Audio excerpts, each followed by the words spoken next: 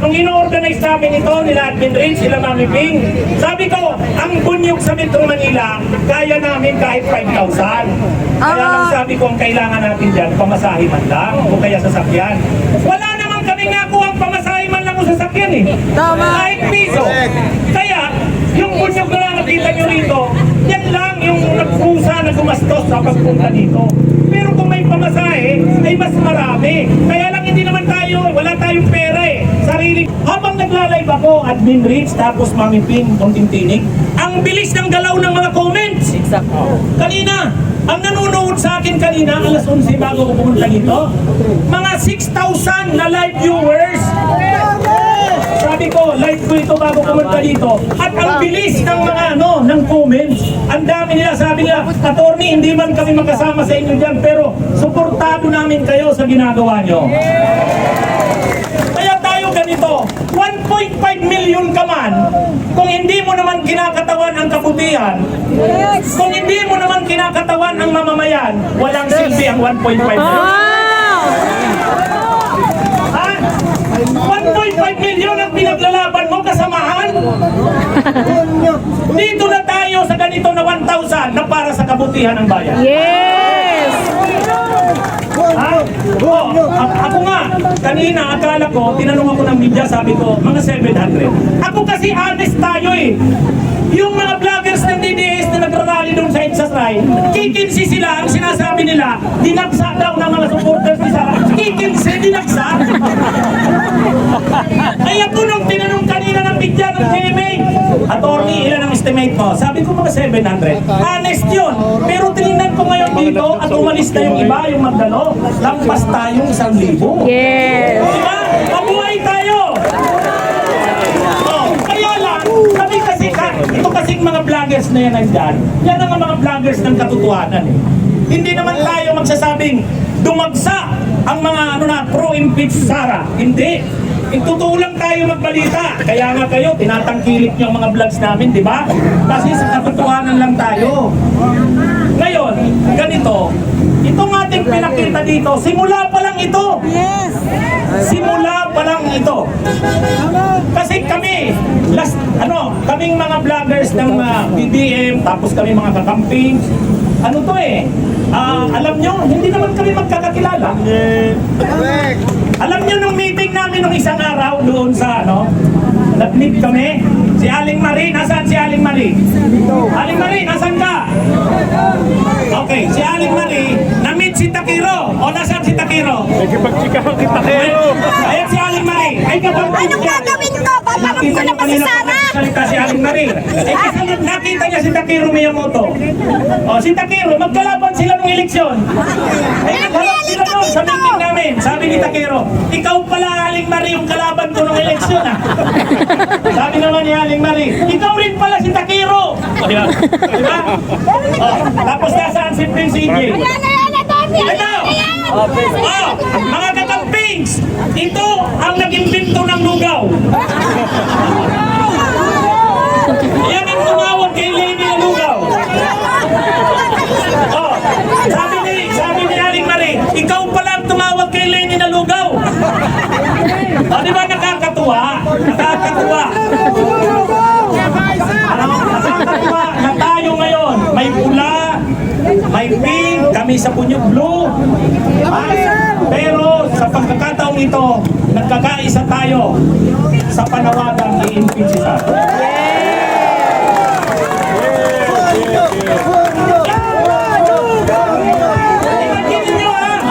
Bakit? Madali ba na ng ganito? Hindi. Pero ano na pagkaisahan? Marcos ang karamihan ng mga vloggers na yan. Kami naman kakamping. Sabi namin ganito. Huwag natin pag-usapan yung pagkakaiba-iba natin. Pag-usapan natin yung pagkakapareho natin. At ano ang pagkakapareho natin? Kakaisa tayong i-impeach si Sara. At kahit na, at ito na, malapit ng eleksyon. Malapit ng eleksyon. February 11, simula ng kampanya. Ganito, maaaring magkaiba-iba tayo sa mga dinadalang kandidato. Pero magkaisa tayo sa ayaw natin. Bahala na kayo kung sinong gusto gusto nyo, senador. May senador kami, may senador kayo. Pero magkaisa tayo sa ayaw natin. Pagtulong-tulungan natin, huwag manalo ang mga hindi na dapat manalo. Si Bongo pumapasok sa survey, pagtulong-tulungan natin, ilaglag natin yan. Si Bato, wala na, hulog na. 10, 11, 12, ihulog pa natin ang todo. Si Marcoleta, ang yaman-yaman ni Marcoleta. Si Nicoloy wag na. 4% lang ang survey niya. Kaya ibig kong sabihin, huwag na natin wala na dapat manalo kahit isang kandidato ng Duterte. Ang pagpapalagot natin sa Duterte, wala na dapat manalong senador na Duterte. Yes, yes. Bahala na kayo kung sino ang gusto nyong maging senador. May kanya-kanya tayong manok. Pero pagdating kaisahan natin, pagtulong-tulungan natin, huwag nang manalo ang sino man sa Duterte. Okay ba tayo doon? Kaya itong pagkakaisa natin ngayon, Masusundan pa. hindi lang ito sa impeachment. China. Sa eleksyon sa 2025, magkaisa rin tayo. At kung hindi yan mapigilan si Sara, tumakbo yan. Magkaisa tayo sa 28, huwag manalo yan si Sara Duterte. Kahit na sino, basta't wag lang si Sara. Pero mas maganda, huwag nang tumakbo yan sa 2028, kaya i-impeach na natin. Ngayon, ipakita natin ang pwersa natin. Alam niyo yung mga kongresista na yan, medyo natatakot sa iglesia eh. Dinaga! Dinaga! Pero, ipakita natin sa kanila, huwag silang matakot. Alam niyo, sabi kanina ni Congresswoman Franz Castro, medyo nag-ano siya kasi si PBBM, parang hindi masyadong sulit ang stand. Pero mayroong sinabi si PBBM, kahapon lang, na medyo maganda. Yun. Diniscuss ko kanina sa vlog ko, anong sabi ko? Anong sabi ni PBBM? Kung siya ang tatanungin, parang wala ng oras. Pero ang sabi niya, pero wala namang magagawa ang Kamara. Wala namang magagawa ang Senado. Diba? Ibig sabihin, si PBBM na ang nagsabi na ang Kamara, pag may nag-file ng complaint, wala naman silang magagawa. Kailangan nilang aksyonan yan. Yes! At ang Senado naman, pag na-file sa Senado yung articles of impeachment, wala rin namang magagawa ang Senado, kundi dinggin yan. Pag hindi nila yan inaksyonan, sila ay pwede nating papanagot. Kasi ministerial duty nila yan eh. Kaya nga sabi ni PBBM, they have no choice. The House has no choice. The Senate has no choice. Once the impeachment complaint is filed, they have to act on it. Yes! Correct! Pero yun, bakit pinapatagal nila? Sana pinapatagal nila dahil may plano silang iba para ma-file. Sana ganon. Pero pag hindi, dapat tayo, itong mga kongresin, ang galing-galing na ng ganawa ng Quadcom, ang galing-galing na ng investigasyon ng House Blue Ribbon Committee, parang ang mga Pilipino sumumaybay ng telenovela eh. Ang totoo lang, ang Kamara, noon pa mang mga panahon, ni Mitra ni Definicia, ang sama-sama ng imahe ng Kamara, ng House, parang tuta ng buwaya. Pero ngayon, dito sa ginawang Quadcom hearing, sa kayong pag-imbestiga kay Sara, pumangaw ang Kamara. Tama. Diba, pumangaw? Tapos ngayon, sila na mismo ang nagsabi, ang grabe, matindi tong ebidensya laban kay Sara. Tapos ngayon, hindi nila susuportahan ng impeachment. Anong klase sila? Kung si Sara ay may kaso ng betrayal of public trust, pag hindi nila inaksyonan ng impeachment, betrayal of public trust din yan. May tiwala na ang tao sa kanila eh, sayang. Huwag nilang sayangin, di ba? Yes! Itong mga, kaya tayo, hindi naman natin inaaway pa ang Kamara. Pero pinapaalala lang natin sa kanila. Sayang! Huwag nilang sayangin yung nakuhang suporta ng tao. Diba? Kaya nga sa survey, gumandang 61% suportado yung pagdinig ng Quadcom. 61% suportado yung pagdinig kay Sara. Diba? Ngayon, kaya nga si Sara biglang bumulusok from, alam nyo nang maupo sila ni PBBM nung June, 89%. 89%. Ngayon, 49% talagang lagapak. Ha? Bakit ganyan? Kasi talagang na-expose na sa tao kung ano talaga si Sara eh. Talagang ano. So, ito, alam nyo, ang ano dito, grabe, garapalan talaga, di ba? Imagine nyo, 11 days, maubos ko, 125 million. Sabi nga ni Benji, 7 days eh. Oh, di ba? Tapos, alam mo, pag binigyan ka ng confidential funds, ang liquidation yan, madali lang. Madali lang kasi walang mga resibo yan. Acknowledgement receipt lang yan. Walang mga official receipt. Pero, mas garapal pa ang ginawa na Sara. Nag-imbento ng mga pangalan. Imagine mo Mary Grace Piatos, Pukoy Villamin. Ha? Grabe ang ginawa. Talagang, at nang pinagpapaliwanag siya, ang tagal na umaten sa hearing, nung pina-attend niya yung mga tao niya, si Paharda, si Zulaika Lopez, biglang nag-high blood, biglang nagkakaagaw sa presyon, tapos dinala sa veterans. Ay, grabe itong mga ito. Ha? Tapos, Teleserye. ang pinapalabas pa nila, sila ang inaapi. Wow! Sana all!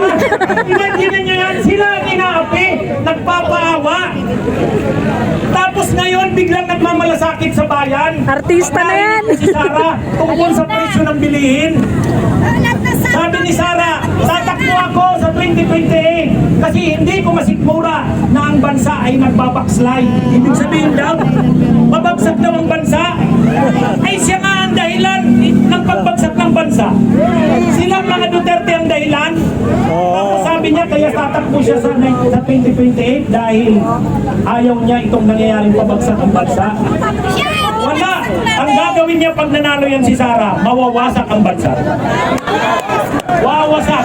Wawasakin talaga. Ang imagine niyo, Vice President ka pa nga lang, ganyan na ang ginawa mo. How much more kung presidente ka na?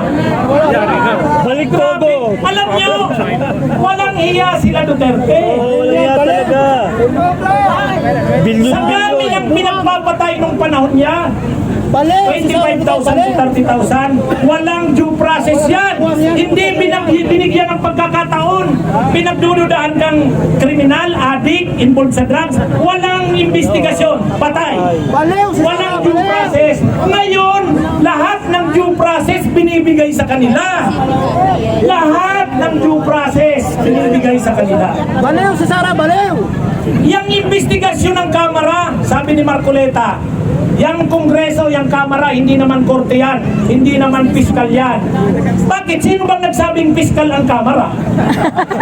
Sino bang nagsabing korte ang Kamara? Alam niyo ganito, Normal. ang Kamara, may kapangyarihan yan mag-imbestiga. Yes. Hindi bilang piskal. Kumbaga, may gagawin silang mga batas, may mga nangyayari sa Pilipinas, gusto nilang imbestigahan. Kasi, sa investigasyon na yan, maaaring ang mga batas amyendahan o kaya makagawa ng bagong batas. Yan ang investigation in aid of legislation. Ngayon, sa panahon ng investigasyon mo in aid of legislation, may lumitaw na matitinding mga krimen. Anong gagawin mo? I-refer mo sa DOJ.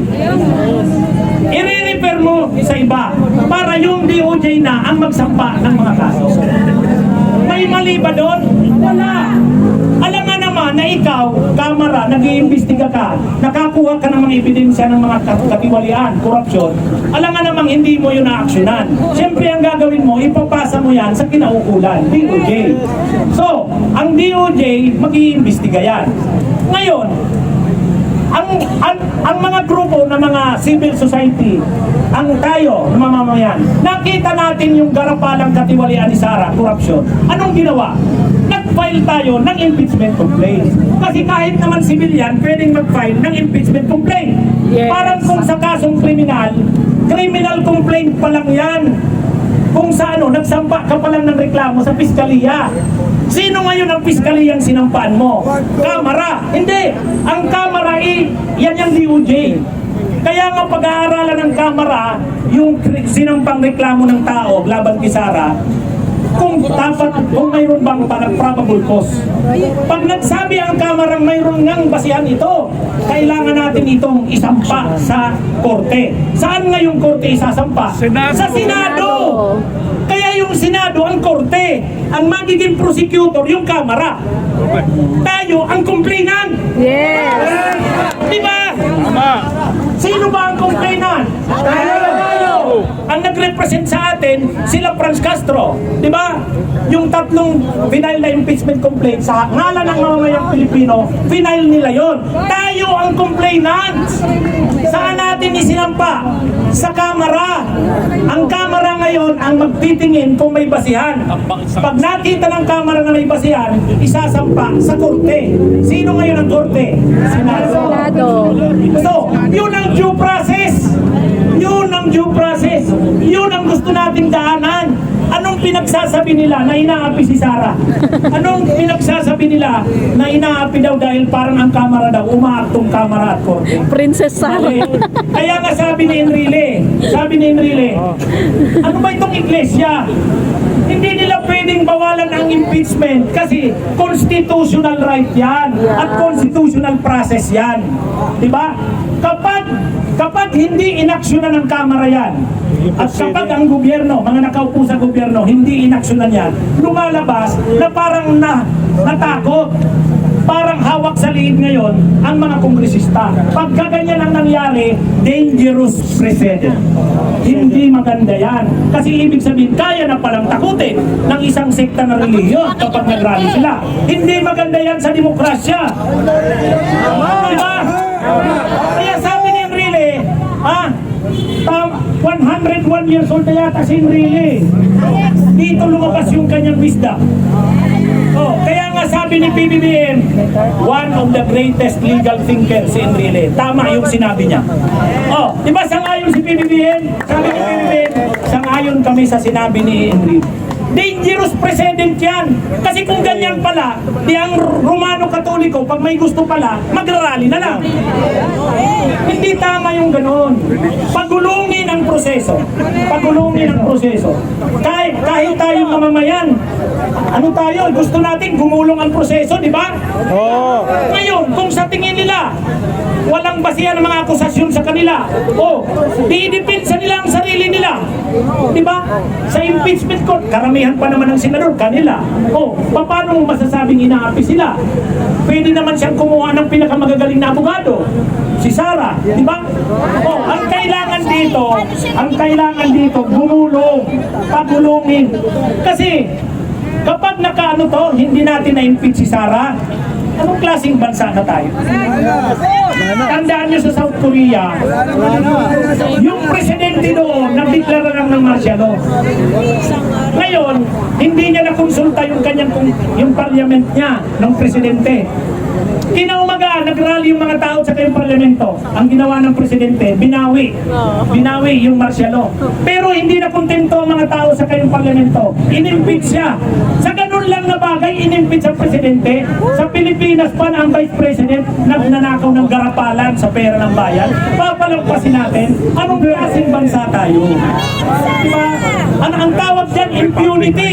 Alam nyo, ang sector na impunity, yung ginawa ni Duterte sa EDK, impunity.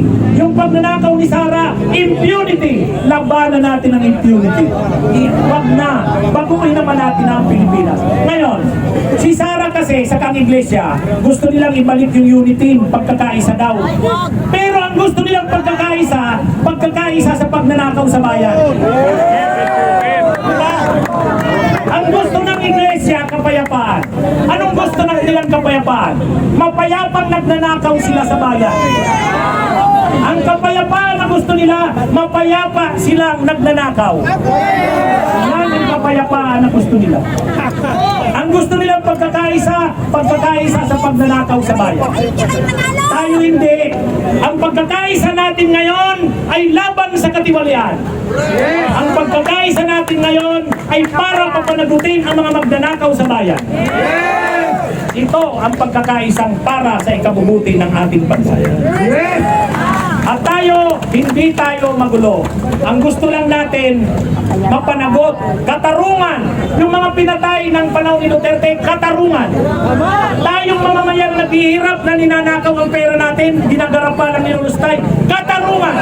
Kapag may katarungan, may kapayapaan. Yan ang tunay na kapayapaan. Hindi po, napahaba na naman ang ano ko, parang vlog ko na naman to Kaya lang, pasensya na. Okay, bilang pagtatapos, wala na ba? Yan, kantahin natin ang bayan ko.